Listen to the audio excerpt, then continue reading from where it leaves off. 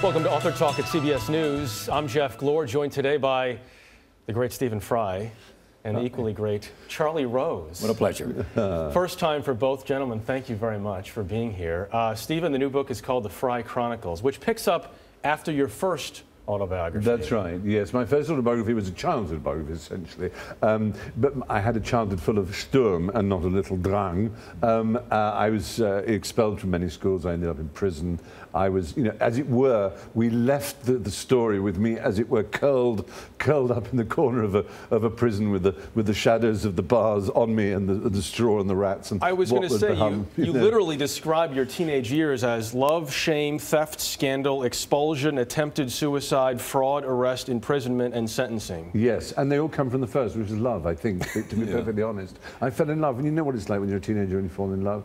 If you're a gay teenager and it's the 1970s, it's just overwhelming, and it threw me off course. It was like a planet thrown out of its orbit. I could no longer be a normal kid revolving the sun, doing his sums, going to his classes, thinking normally. Everything in my life changed. So what did you do that got you back on track so that you're now described in some circles as a Renaissance man? I think I read. I couldn't believe, well, I could either believe I was uniquely cursed as a pervert and a freak and someone who should be, you know, burned or whatever, or that what I felt must be true because I felt it. It's a sort of poetic feeling. If you feel it, it's true. It's a Keatsian phrase, you know. And so I discovered Oscar Wilde in the school libraries. I read about his biography. I read about his works, the circle around him. And from bibliography to bibliography, I leapt like a chamois leaping from rock to crag to rock on a mountain, and discovered the world of literature and art, and discovered that some of the greatest people who've ever lived shared my sexuality, that it wasn't that big a deal for them. Of course, for some of them it was. It ended in suicide in some cases. But for others, they just moved to countries that were more you know, and these days, thank goodness, we live in a slightly less mad world. How would you describe your writing style?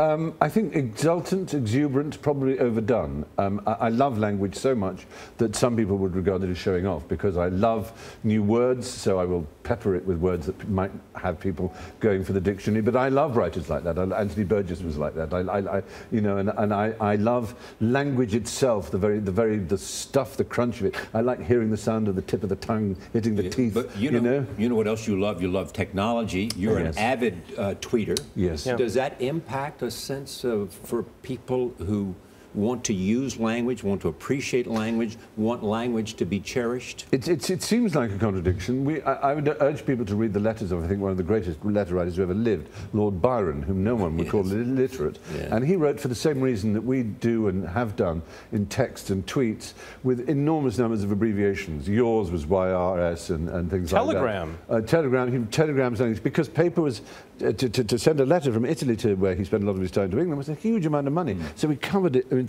everything was compressed, but that didn't mean he couldn't write when he needed to. The problem with the world often is everyone thinks a thing is all one thing or it's all or nothing. You know, when the elevator was invented, stairs didn't disappear. When the radio was invented, books didn't disappear. When movies were invented, radio didn't disappear. When the TV was invented, everything complements. It enriches our lives, and I think.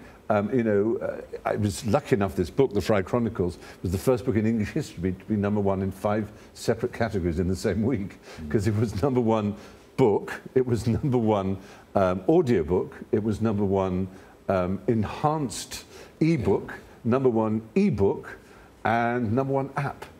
So all in one go. So these things can coexist. Is there one book that's influenced you more than any other in terms of who you are? How you live, what you think? What a good question. I think probably Under the Volcano, oddly enough, although it's a very bleak book, and it's a warning about the kind of person I don't want to be. I think it's an intense book that, like Ulysses, another favourite book, takes place all in one day. Malcolm Lowry was the Canadian-British author. It's about a drunken consul on the day of death in Mexico. There's something I find about it quite hypnotically magnificent, and I go back and reread it a lot. But then my favourite rereading is P.G. Wodehouse, just for joy. Yeah. You've got to have cake as well as lots of stodgy stuff. stuff. You're in the new Sherlock Holmes movie playing Robert Downey Jr.'s Brother. Sherlock Holmes' brother. Were you a Doyle fan growing up? Always. In fact, it got me into trouble. It got me expelled from one of my schools. I was the youngest member of the Sherlock Holmes Society of London, and I used to get permission to go to London and deliver rather pompous papers on the canon, as the body of work is known. And I got permission from my housemaster.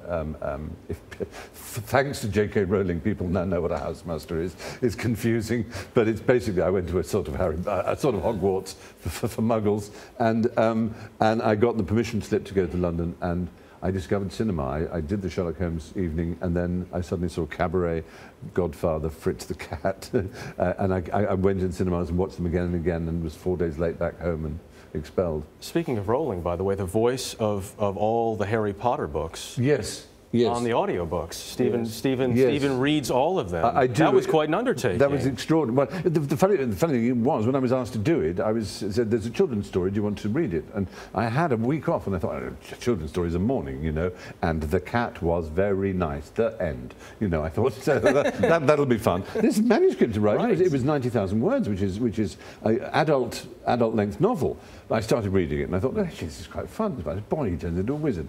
So I said, okay, I'll do it. It'll probably take 2 days though. So in the studio. So I go into the studio and I meet this very nice girl, and I said, well done. It's a really good book. And she said, thank you. She said, I've written a second one. I said, have you? Well done, you. Jolly good. And then slowly, by the third one, I was becoming aware that I was in the middle of one of the great literary phenomena of our age. Yeah. And she told me a story. There's briefly time for it, which is quite an American story. It was her first American visit, which I think may have been on the fourth book. And there was a huge line outside the shop. I mean, vast. There were like sort of, people went and counted. There were 50 boys dressed as Harry Potter with scars on their foreheads and little glasses. There was even one woman with a big portrait round her, who was the fat lady in the portrait. There were, you know, people dressed up. It took hours and hours to do the signing. Every now and again, someone would give her a little package, and one of the people from her agents or the bookshop would snatch the package away, say thank you, and put it in a pile. And Joe, who's very, very polite, Joanne Rowling, was very sweet, and say thank you. And eventually, after hours of signing, with her fingers almost falling off, she'd signed the last book, the last person had gone, and she turned and she said, by the way, you were a bit rude to some of the people who gave me things. And they said, oh, Joe, these people have written their plot lines for the next Harry Potter book. And when your next one comes out, they will say, I had the idea that Ron should fall in love with Hermione, and I gave you it, and you stole it, and you owe me $100 million. Whereas we can depose that you never touched, your fingerprints will not be on the envelope, they've gone straight into a safe, they've been deposed by lawyers, never to have been read by you, so you will not have that worry. And she suddenly thought, I don't think this is normal for children's writers, and that's what took her into a whole new world. There's also this. What is the distinct difference between this, to be American and to be British? Such a good point. I express it like this: the difference between an American saying, only in America. That usually means something mad, insanely ambitious, wildly kooky, funny, engaging, optimistic, absurd has happened. You kind of go, God, only in America. If someone says, only in Britain, and it means it's something grey, miserable, involving a long queue and deep inefficiency. You have a point. Stephen Fry, it is always a pleasure to see you, sir. Thank you very much for joining us here. Charlie, thank you very much for being here as well.